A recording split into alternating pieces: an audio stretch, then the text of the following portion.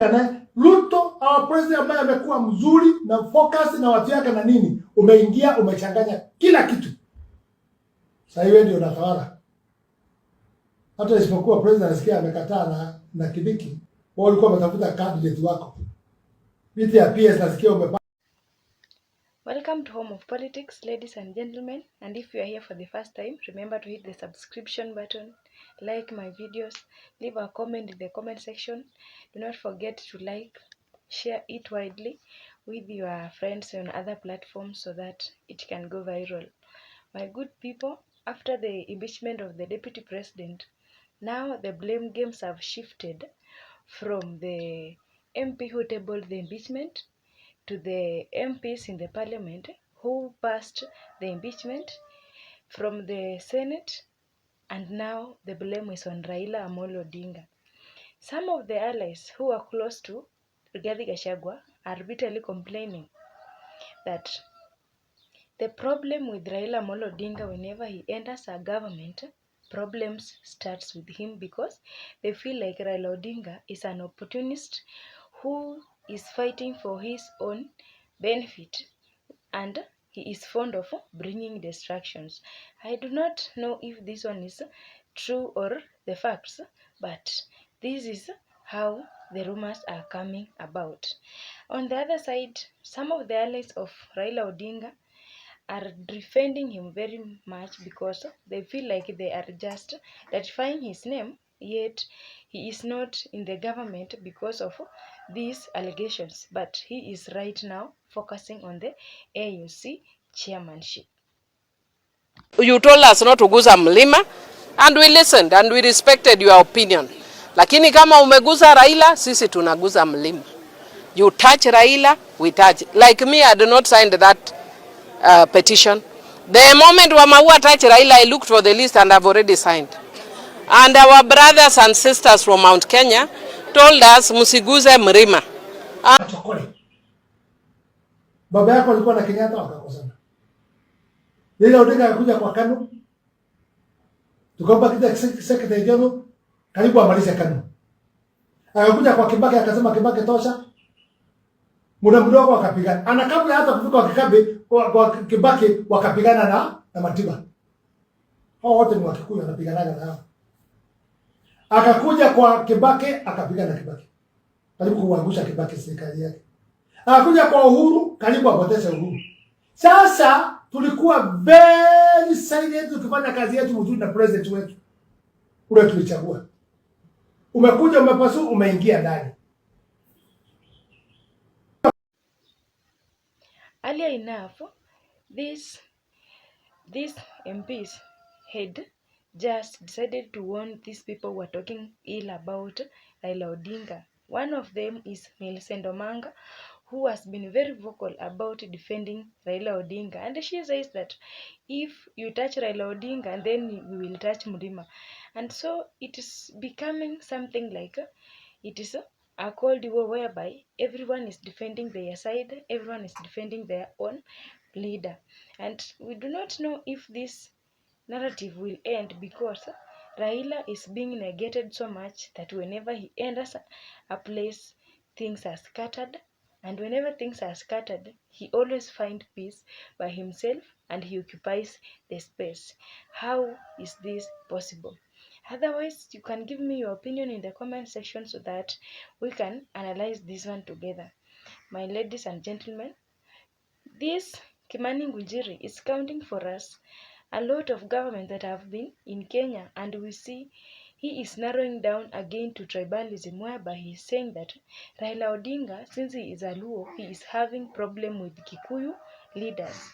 He has counted the era of Kenyatta, he has counted the era of Kibaki, he has counted the era of Uhuru Kenyatta, and right now he says that he is also against Rigathi Gachagua. Why are these leaders becoming too tribal, whereby even if Raila Odinga is being a leader who is being lamented, then we see that in one way or another they are bringing in issues to do with tribalism because they feel like Raila Odinga do not want peace with Kikuyu leaders. I don't know if that one is the fact, but we know in politics people fight under different strategies so that you can survive. If you agree to lose, then you can join the other side. If you can't beat them, you can join them. At the same time, you can agree on certain conditions that we will share here, you will join us here, we will help shape this government like this. These are all agreements that these politicians do make. And once upon a time I told you that there is no permanent enmity or friendship in politics of Kenya, and it's very true because these are leaders who have been fighting. You can see they are leaders who went very far, even taking cases every election, and every time they have not been in good terms. But right now they are in the same government, calling it broad-based government. And so this whole lamentation is about Raila Amolo Odinga. What is your take on this? Because leaders from the side of Rigathi Gachagua are pointing fingers on Raila Odinga, claiming that once he occupies a place, that is how things are are done, and they will never have peace as long as Raila Odinga is there.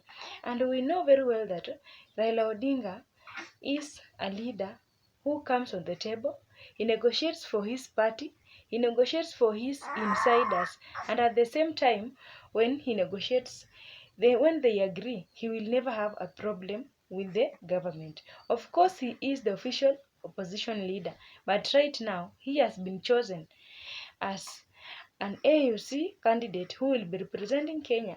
And he was very clear saying that when he joined this government, he went there because he was sorting the help of acquiring this AUC chairmanship.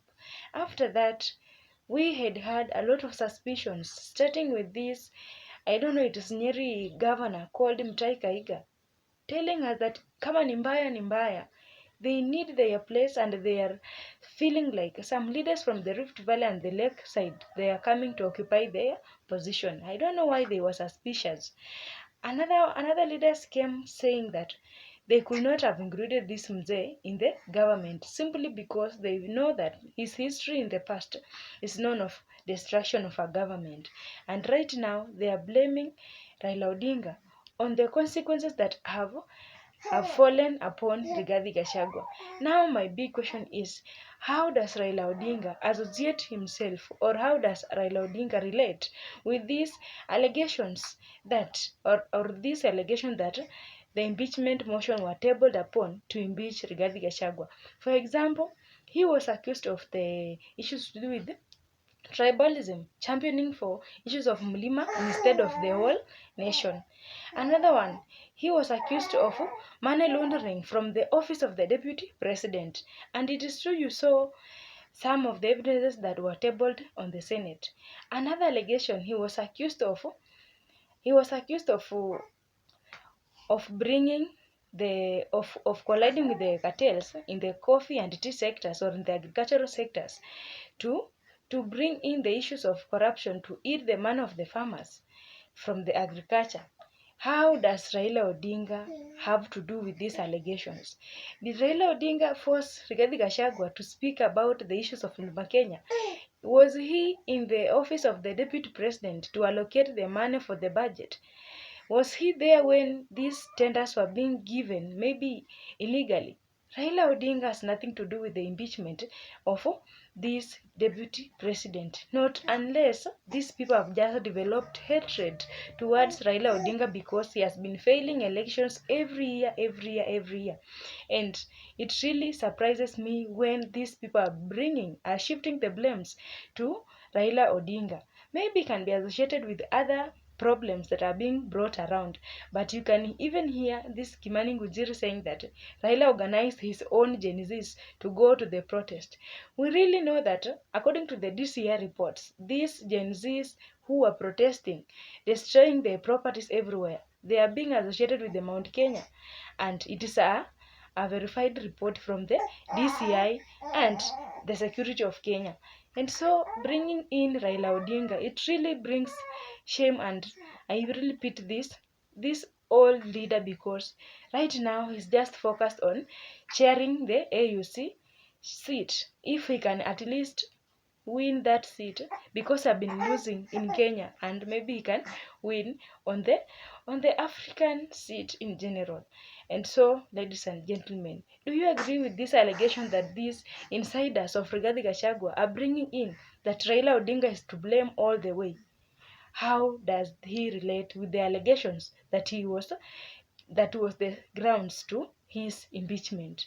I think it is a high time for Kenyans now to see light and stop developing hate on a certain person, or stop doing cheap politics with the name of a certain person.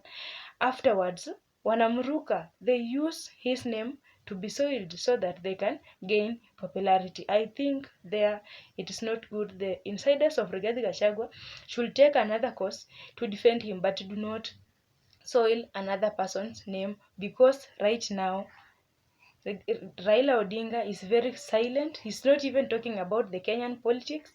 He's not even associated in any way with the Kenyan politics. And we can see some of the insiders of Raila Odinga are supporting Rigathi Gachagua. Leaders like Kalonzo Musyoka. We also see Eugene Wamalwa. They are on the same coalition. They are also supporting Rigathi Gachagua. But the target here is Raila Odinga. Please spare that old man alone. At least he looks for his seat in peace, so that maybe he can win the coming election. Otherwise, send me your opinion in the comment section. Have a good day.